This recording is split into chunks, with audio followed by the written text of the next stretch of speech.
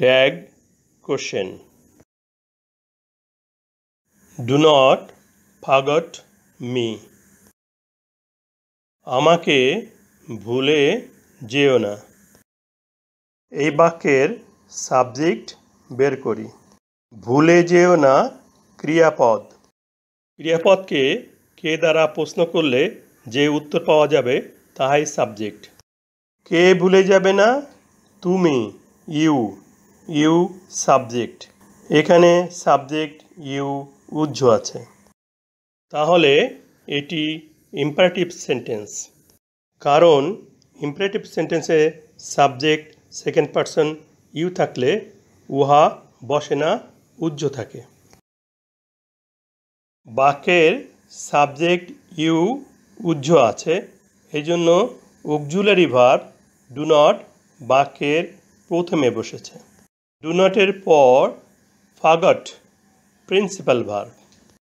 Imperative সেন্টেন্সটি tag question করতে সম্পূর্ণ সেন্টেন্সটি পুনরায় লিখি এবং বাক্যের শেষে একটি কমা বসাই।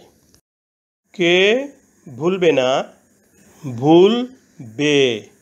এই ক্রিয়াপদের সাথে বে যুক্ত আছে। ফিউচার টেন্সে বে যুক্ত থাকে।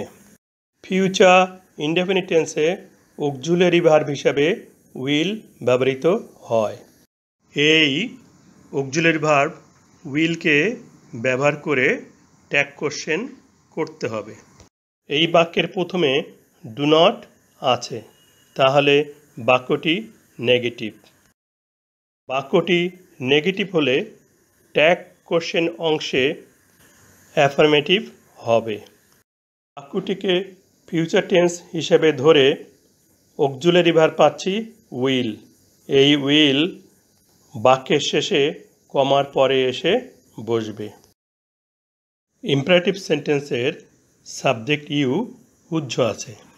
এই উহ্য সাবজেক্টটি অক্সিলারি ভার্ব উইলের পরে এসে বসবে।